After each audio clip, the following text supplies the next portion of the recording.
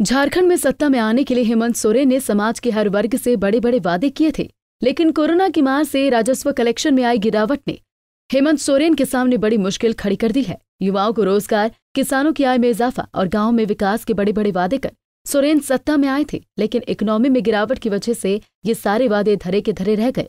जाहिर है इससे हेमंत सोरेन की लोकप्रियता में गिरावट आई है, लेकिन हेमंत सोरेन अब सतर्क हो गए हैं।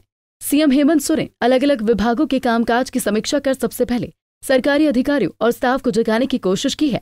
सोरेन ने बताया कि समीक्षा बैठक से अधिकारियों को अलर्ट होकर काम करने के लिए प्रेरित किया जा सकेगा।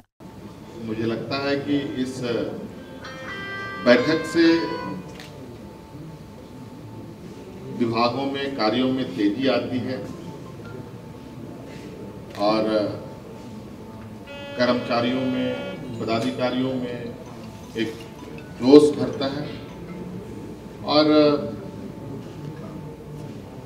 हम लोगों का प्रयास भी रहता है कि कामों में गति हो और पदाधिकारियों को जिम्मेवारी जो दी जाती है उस जिम्मेवारी के बारे में हम लोग समय समय पर जानकारी लें। ये नहीं होता कि एक बार बोल दिया तो फिर छोड़ दिया। और अक्सर हाँ, व्यस्त कार्यक्रमों में ऐसी चीज़ें होती हैं जो यदा कदा होती भी रहती हैं, लेकिन हमारी ये प्रयास है कि जो सरकार निर्णय ले रही है या सरकार कार्य करना चाहती है उन कार्यों को धरातल पर उतारा जाए और उन पर हो रहे कार्यों को मॉनिटरिंग करने का भी मौका मिले और काम तेजी से। वहीं खस्ताहाल इकोनॉमी और खाली खजाना को लेकर हेमंत सोरेन खुद ही परेशान हैं। हेमंत सोरेन ने कहा कि टैक्स में झारखंड का हिस्सा भी केंद्र सरकार ने नहीं दे रही है। वहीं खनिज संसाधनों को लेकर मिलने वाली रॉयल्टी भी झारखंड को केंद्र की तरफ से पूरी नहीं मिल पाई है और जीएसटी कलेक्शन में मिलने वाला हिस्सा भी झारखंड को केंद्र से नहीं मिल पाया है।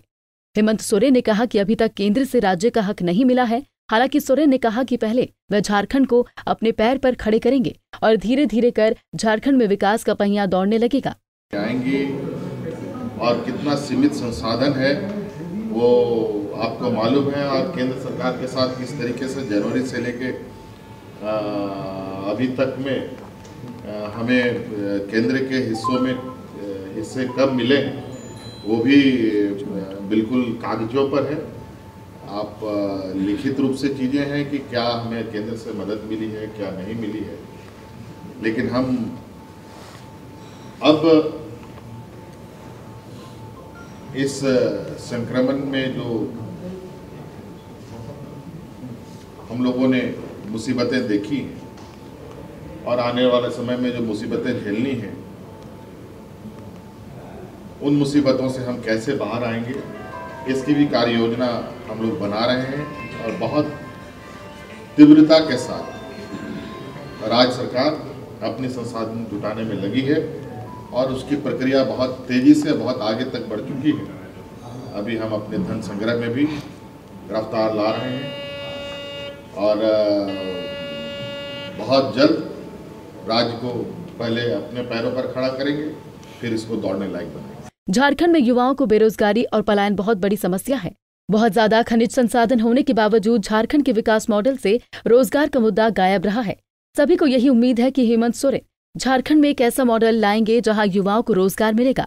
अगर सोरेन ऐसा कर पाएंगे तो झारखंड के लोगों की बड़ी समस्या का हल हो जाएगा, लेकिन अगर वो नाकाम रहे तो बीजेपी ने बाबूलाल मरांडी जैसे धुरंधर नेता का विकल्प पहले से ही तैयार कर रखा है।